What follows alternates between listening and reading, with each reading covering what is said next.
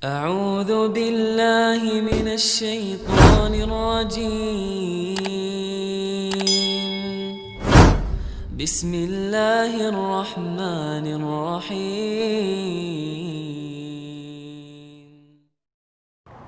Umar bin Khattab. Umar adalah sahabat Nabi yang mulia, terkenal dengan ketegasannya. Saking tegasnya diberikan julukan oleh Nabi SAW dengan Al-Faruq. Faruq artinya membedakan mana benar, mana salah. Umar bin Khattab ini, Bapak Ibu sekalian, salah satu keutamaannya adalah pernah satu waktu dia lagi masuk ke rumah Nabi SAW, kemudian para istri Nabi lagi bicara dan suara mereka tinggi. Bukan kena tidak santun sama Nabi SAW, tapi lagi ngobrol satu sama yang lain, perempuan-perempuan lagi pada ngobrol. Begitu Umar datang, semua diam. Lalu Nabi SAW senyum. Kata Umar, "Ya Rasulullah, kenapa anda senyum? Semoga Allah membuat anda selalu senyum." Kata Nabi SAW, "Saya heran dengan wanita-wanita ini. Waktu kau belum datang tadi, suaranya mereka tinggi semua. Begitu kau datang, senyap. Enggak ada suaranya." Maka kata Umar, "Hai musuh-musuh Allah, apakah kalian takut kepada saya dan tidak takut pada Rasulullah SAW?" Maka kata Ummu Salamah, istri Nabi yang paling tua, "Tentu saja hai Umar, karena Rasulullah lebih lembut daripada kamu." Umar orangnya tegas, luar biasa gitu. Apa kata Nabi SAW? "Wahai Umar, wahai Ibnu Khattab, gara-gara ketegasanmu ini, halal, haram, gak ada main-main. Maka ketahuilah, demi zat yang bunuh-bunuhku dalam genggamannya, demi Allah maksudnya, kalau kau lewat di sebuah lembah, syaitan lihat kau lewat di lembah itu, dia cari lembah lain. Karena takut bertemu dengan Umar." Bapak Ibu sekalian, Umar punya kisah banyak sekali, radhiyallahu anhu. Luar biasa juga kisah-kisahnya. Beliau pernah, Bapak Ibu sekalian, di zaman khilafahnya beliau, didatangi oleh anaknya, dan anaknya ini berkata kepada ayahnya, Umar, anaknya masih kecil kebetulan, "Ayah, teman-teman saya mengolok-olok saya karena baju saya sobek. Beliin baju baru ayah." Maka kata Umar, "Baiklah, pergi ke Baitul Mal." Baitul Mal itu kayak tempat penyimpanan harta, makanan, minuman, persiapan umat Islam. Kata Umar, "Pergilah kepada pamanmu penjaga Baitul Mal, sampaikan salamku dan bilang kalau ayahmu sedang meminta gajinya dimajukan. Ambil itu lalu belilah baju." Maka anaknya pun pergi ke sana lalu berkata, "Paman, ayahku Amir Mu'minin Umar bin Khattab menitip pesan, katanya kalau bisa gajinya dimajukan. Lalu kemudian saya akan ambil untuk beli baju karena teman-teman saya mengolok baju saya sobek." Lalu kata penjaga itu bilang apa? "Sampaikan salam kepada ayahmu Amir Mu'minin. Bilang, apakah ada jaminan bahwasanya ayahmu masih bisa hidup sampai akhir bulan sehingga dia bisa bayar itu? Sekarang belum selesai, belum tanggal terima gajinya. Kalau dia ambil sekarang, apa ada jaminan dia bisa hidup sampai akhir bulan nanti?" Maka anaknya dengan polos pulang, "Wahai ayahku, pamanku penjaga Baitul Mal bilang, sampaikan kepada ayahmu salam dan bilang, katakan apakah ada jaminan engkau akan hidup sampai akhir bulan?" Maka tiba-tiba Umar bin Khattab menangis terisak-isak sambil mengatakan, "Pamanmu benar, pamanmu benar. Tidak ada yang bisa menjamin Umar hidup sampai akhir bulan." Apa yang mendorong seperti ini Bapak Ibu sekalian? Kenapa Umar seperti ini? Padahal dia raja, dia bisa suruh ambil gaji, bahkan bisa utang.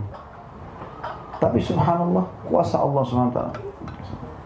Kisah yang lain, Umar bin Khattab radhiyallahu anhu ini pernah satu waktu mengirim surat kepada Raja Romawi untuk mengajak masuk Islam.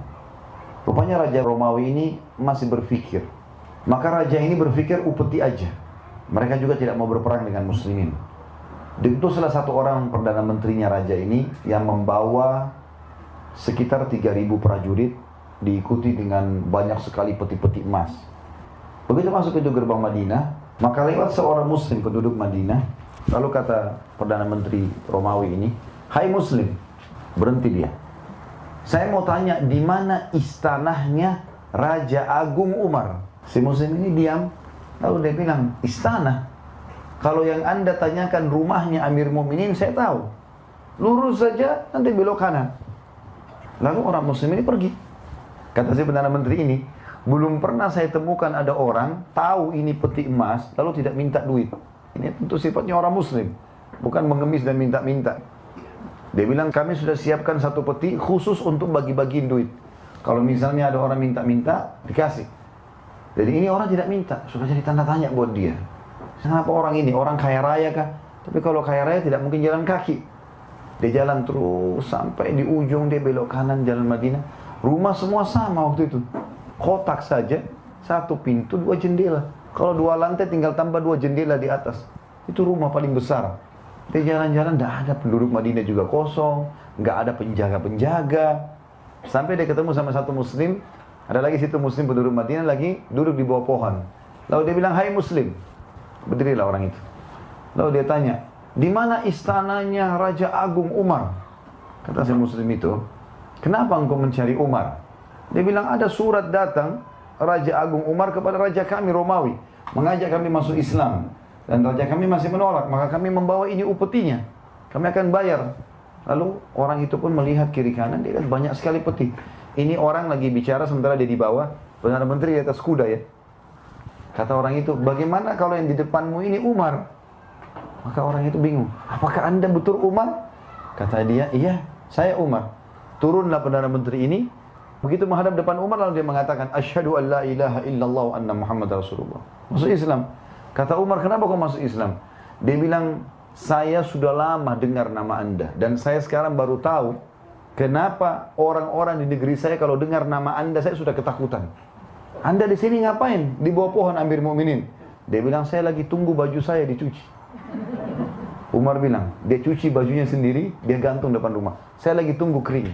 Jadi, duduk di bawah pohon. Apakah anda tidak punya pengawal? Nggak ada pengawal. Saya bersama dengan Allah. Dia bilang, gara-gara itu saya masuk Islam. Umar bin Khattab tidak punya pengawal, tidak punya pendamping. Duduk sendiri dengan keyakinan bahwasanya dia bersama Allah. Dan di zaman beliau, itu Islam sudah menguasai setengah dunia. Karena tahun 15 Hijriah, utara Jazirah Arab, negeri Syam dan Turki bagian Asia takluk di tangan Umar bin Khattab yang dikirim pasukan dipimpin Abu Ubaidah bin Jarrah dan Khalid bin Walid radhiyallahu anhu ajma'in. Dikenal dengan perang Yarmuk gitu ya. Tahun 16 Hijriah diutuslah pasukan ke Persia, takluklah Iran, Irak, Afghanistan, Rusia. Pada saat itu dipimpin oleh Sa'ad bin Abi Waqqas, panglima perangnya Umar bin Khattab, dengan 30.000 orang mengarahkan 240.000. Umar berkuasa dari tahun 13 sampai 23. Tahun 20 Hijriah, beliau utus lagi pasukan 8.000 orang menuju ke Mesir, dipimpin oleh Amr bin As radhiyallahu anhum ajma'in. Tembus Mesir, Afrika Utara, Mesir, Tunis, Jazair, Maroko, seluruh Afrika bahkan Spanyol nanti terbuka masuknya Islam di sana. Setengah dunia dikuasai, nggak ada pengawalnya satupun. Apa yang membuat Umar bin Khattab bisa lakukan ini, Bapak Ibu sekalian? Bahkan Umar bin Khattab tidak pernah tidur di malam hari kecuali sudah keliling Madinah, tidak ada pengawalnya, sendirian jalan. Kisah yang masyhur mungkin Bapak Ibu pernah dengar, kalau sudah pendengar alhamdulillah, kalau belum dengar bisa diambil pelajaran. Satu malam Umar bin Khattab pernah sakit 3 hari. Nggak keluar, dan biasanya beliau keluar setiap hari, lihat orang-orang Madinah kalau sudah tidak ada lagi yang perlu baru dia tidur. Sendirian jalan. Hari keempat beliau keluar. Jalan terus sampai pinggir kota Madinah, ada api unggun. Mampir ke sana ada seorang ibu, anak-anaknya 3 orang lagi nangis di depannya. Lalu kata Umar setelah salam, wahai amatullah. Amatullah ini maksudnya hamba Allah, perempuan. Kalau laki-laki Abdullah. Wahai amatullah, ada apa denganmu? Dia bilang pemimpin negeri ini tidak adil.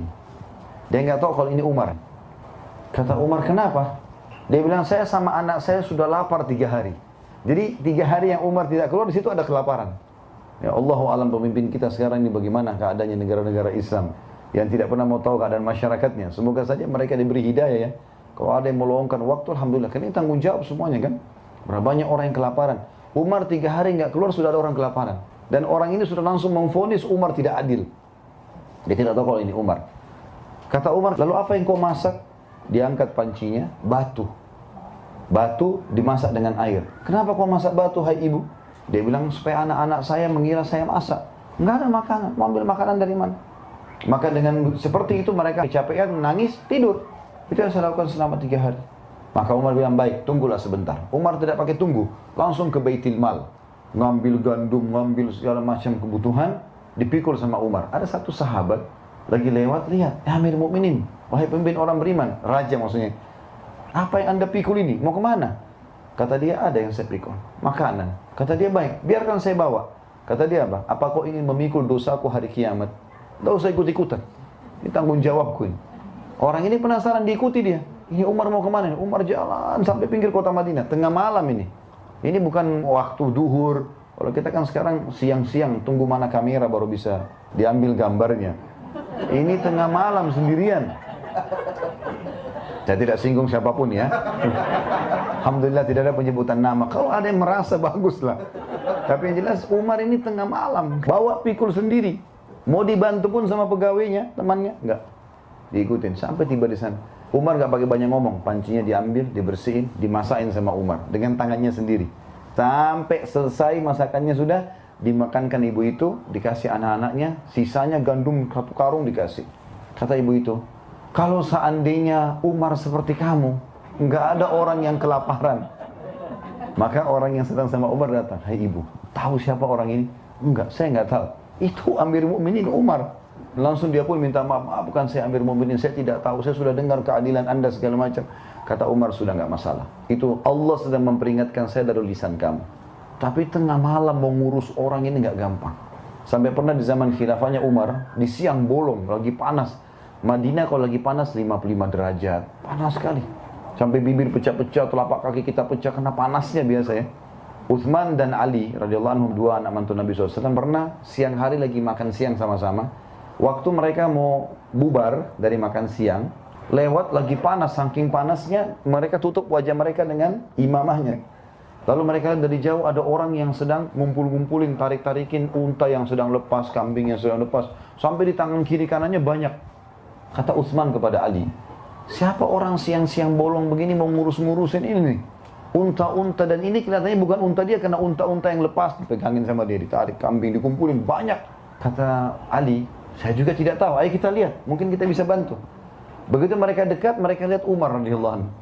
Umar enggak tidur siang, enggak apa, ngurusin unta-untanya sama kambingnya masyarakatnya yang lepas, dikembalikan ke rumah masing-masing. Siang hari bolong. Dan sekian banyak kisah.